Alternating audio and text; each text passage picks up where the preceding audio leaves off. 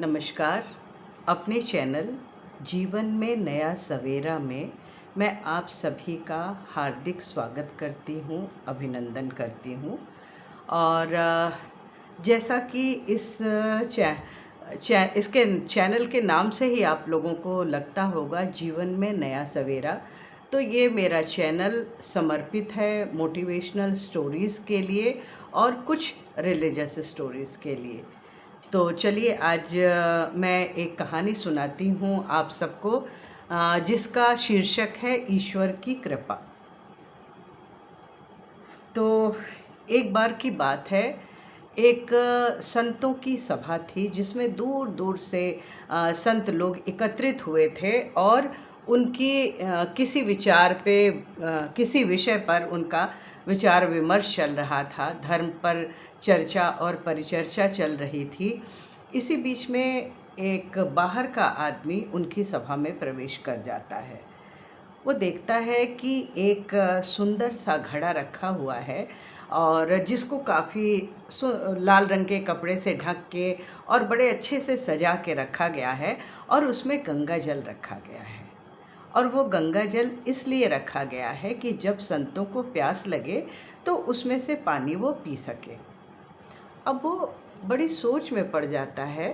वो सोचता है कि ये घड़ा कितना किस्मत वाला है। साधारण घड़े तो इधर उधर फेंके रहते हैं, कोई फ़र्क ही नहीं पड़ता है। उसमें तालाब, पोखरे या कुएं का जल भर दिया जाता है, बस सब लोग ऐसे ही पी लेते हैं। पर ये तो देखो कितना भाग्यशाली है, इसमें गंगा जल भरा गया है और वो भी संतों के काम में आने वाला है। घड़ा चुपचाप उसके मन की बात को समझने की कोशिश कर रहा था, फिर उससे रहा नहीं गया। उसने कहा कि आपको ऐसा लगता है ना कि मैं बड़े सुख से यहाँ तक पहुँचा हूँ। उसने कहा ऐसा बिल्कुल भी नहीं है। आपको पता है, मुझे भी बहुत सारी परीक्षाएं देकर और उसमें पास होने के बाद तब यहाँ लाया गया है। उसने सारी कथा कह सुनाई। उसने कहा कि पहले एक पोखरे से मुझे खोदा गया, फिर डंडे से पीट पीट के मेरा टुकड़ा बनाया गया, फिर उसको मसल मसल के उसको गूंथा गया। गूंथने के बाद फिर सांचे पे चढ़ा के मुझे घुमाया गया और उसके बाद मेरे गर्दन को काट दिया गया। यही नहीं, और सुनिए आप, उसके बाद उपले होते हैं, उनकी आग में जो आवा बनाया जाता है उसमें डाल दिया गया मुझे जलने के लिए।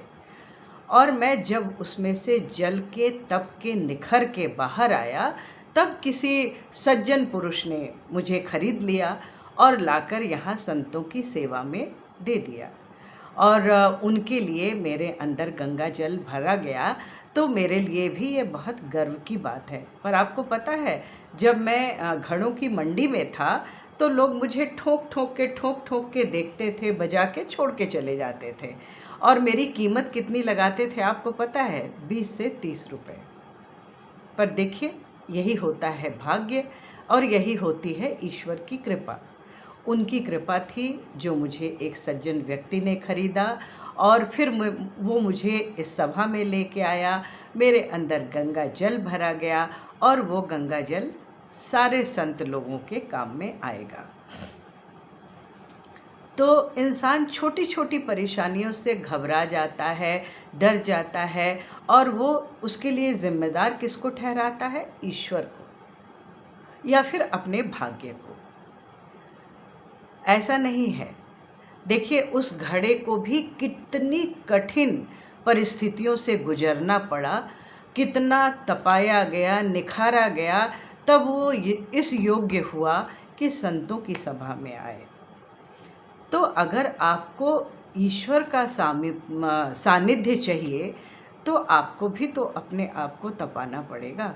छोटी छोटी बात पे दुखी हो जाना, नाराज़ हो जाना या शिकायत करना कि ईश्वर ने आखिर मेरे ही साथ ऐसा क्यों किया, ईश्वर ने आखिर मुझे ही क्यों ऐसा बनाया, ये बहुत गलत बात है। ईश्वर सबकी परीक्षा लेते हैं और ईश्वर ने सबको एक ही सांचे में ढाल के बनाया है।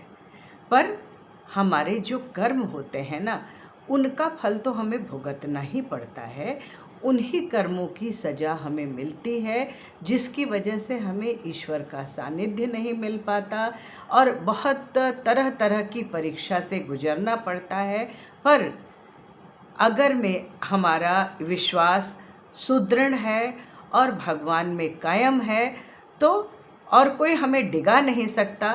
तो एक न एक दिन ऐसा ज़रूर आता है जबकि आपके ऊपर भी ईश्वर की कृपा होती है और आप जो कुछ चाहते हैं वो सब कुछ आपको मिलता है। अगर आपको मेरी बातों पे विश्वास ना हो तो आप आजमा के देखिएगा। देखिए, हर किसी के जीवन में विपरीत परिस्थितियाँ आती हैं। कुछ लोग क्या करते हैं, उन परिस्थितियों में टूट जाते हैं और भगवान के अस्तित्व के ऊपर भी प्रश्न उठाने लगते हैं कि भगवान है भी कि नहीं है। ये सब तो ईश्वर की लीला होती है, तो इसे समझने की ज़रूरत होती है। और समझना कैसे है? आप अपना भक्ति भाव, अपनी श्रद्धा, अपना प्रेम और अपना विश्वास उन पे बनाए रखिए। छोड़ दीजिए सब कुछ उनके ऊपर। कोई न कोई दिन तो ऐसा होगा जबकि ईश्वर के चरणों में आपको जगह मिलेगी। पर हृदय को और मन को शांत रखते हुए, ईश्वर के प्रति जो आस्था है उसको कायम रखते हुए आपको आगे बढ़ते जाना है। आप क्या सोचते हैं कि अगर आपको अपनी गाड़ी को चलाना है तो आप ऐसे ही किसी ड्राइवर को उसको सौंप देंगे? नहीं सौंपेंगे ना। तो ईश्वर ने अगर आपको ये जीवन दिया है, ये शरीर दिया है, तो आप पे उन्होंने बहुत विश्वास जताया है, तभी उन्होंने दिया है। और पग पग पर आपको परीक्षा भी देनी पड़ेगी, पर हार नहीं मानना है और शिकायत नहीं करना है। विश्वास रखिए। अगर आपकी आस्था और आपका विश्वास उसमें पर्याप्त है तो आप ये सोच लीजिए कि आपको उनकी कृपा अवश्य मिलेगी। और कभी कभी ये होता है कि हमें अपने पूर्व जन्मों के कर्मों का फल भी भुगतना पड़ता है। आपको भी ऐसा लगता है? मुझे तो बिल्कुल लगता है। देखिए, तो बिना शिकायत किए चुपचाप अपना कर्म करते रहिए। ईश्वर के अस्तित्व पर कभी भी प्रश्न मत उठाइए। देखिए कितना आनंद के साथ आपका जीवन बीतता है और कैसे आपकी परिस्थितियाँ दिन पर दिन बिल्कुल बदलती चली जाएंगी। ये मान के चलिए कि जो भी आपको प्राप्त है वही श्रेष्ठ है और वही पर्याप्त है।